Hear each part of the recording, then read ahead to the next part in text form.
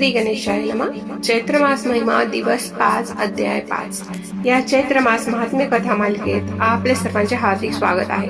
आपण आपल्या भक्ती विश्व या चॅनलवर सुंदर पवित्र चैत्र महिन्यातील आजच्या या सुंदर दिवशी प्राचीन काळापासून चालत आलेल्या पौराणिक कथा श्रवण करत आहोत। चला तर मग आजची कथा सुरू करूया।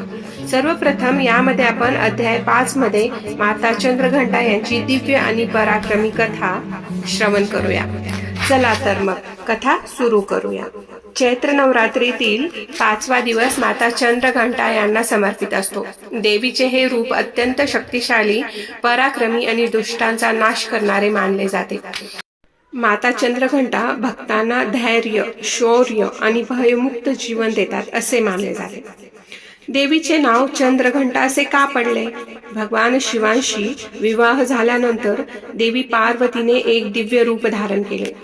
त्यांच्या कपाळावर अर्धचंद्राच्या आकाराची घंटा होती, यामुळे देवीला चंद्रघंटा असे नाव मिळाले। ही घंटा जेव्हा वाजते तेव्हा तिच्या आवाजामुळे दुष्ट शक्ती घाबरून पळून जातात असे म्हटले जाते। पुढे असुरांशी देवीचे युद्ध का आणि कसे झाले हे आपण जाणून घेऊया। पुराणानुसार एकदा अनेक असुरांनी पृथ्वीवर आणि स्वर्गात अत्याचार सुरू केले। देवतांना त्रास होऊ लागला, तेव्हा देवतांनी देवी पार्वतीची प्रार्थना केली। देवीने चंद्रघंटा रूप धारण केले आणि देवी सिंहावर आरूढ झाल्या आणि युद्धासाठी सज्ज झाल्या। देवीच्या शरीरातून तेजस्वी प्रकाश निघत होता आणि त्यांच्या कपाळावरील घंटा जोरजोराने वाजत होती। त्या भयंकर आवाजामुळे असुरांच्या सैन्यात भय आणि गोंधळ निर्माण झाला। त्यानंतर भयंकर युद्ध झाले। देवी चंद्रघंटा आणि असुरामध्ये प्रचंड युद्ध झाल्यानंतर देवीने आपल्या त्रिशूल, तलवार, गदा आणि भाला या शस्त्रांनी असुरांचा नाश केला। त्यांच्या सिंहानेही अनेक असुरांचा पराभव केला। अखेर देवीच्या पराक्रमामुळे सर्व असुरांचा नाश झाला आणि देवतांना पुन्हा स्वर्ग प्राप्त झाला। देवतांनी आनंदाने देवीचा जयघोष केला। जय माता चंद्रघंटा, जय माता चंद्रघंटा। चला तर मग आता आपण पुढे पाहूया की माता चंद्रघंटाचे स्वरूप कसे आहे। माता चंद्रघंटा अत्यंत तेजस्वी आणि पराक्रमी स्वरूपात दिसतात। त्या सिंहावर स्वार असतात। त्यांच्या 10 भुजा असतात। प्रत्येक हातात वेगवेगळी दिव्य शस्त्रास्त्रे असतात। त्यांच्या कपाळावर अर्धचंद्राच्या आकाराची घंटा असते। त्यांचे रूप भक्तांना शौर्य आणि आत्मविश्वास देते, तर चुकीचे वाईट काम करणाऱ्यांना भय आणि विनाश देते।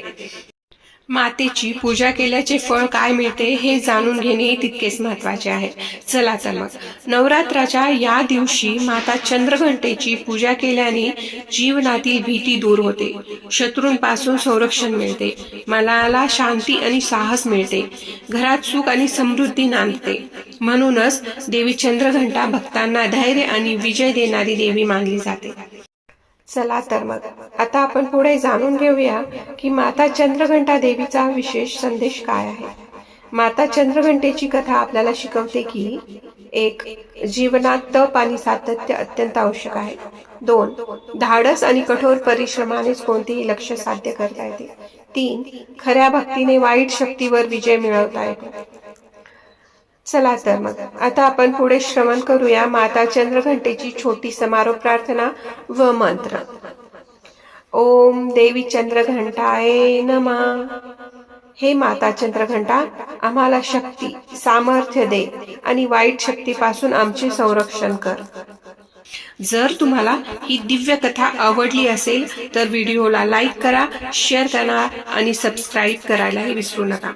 चला तर मग आपण उद्या भेटूया। चैत्र नवरात्र विशेष कथा दिवस 6 अध्याय 6 मध्ये माता कुष्मांडा देवीच्या महात्म्य कथेत म्हणजेच या आपल्या कथा मालिकेच्या चैत्र मास महिमाच्या पुढील अध्यायात।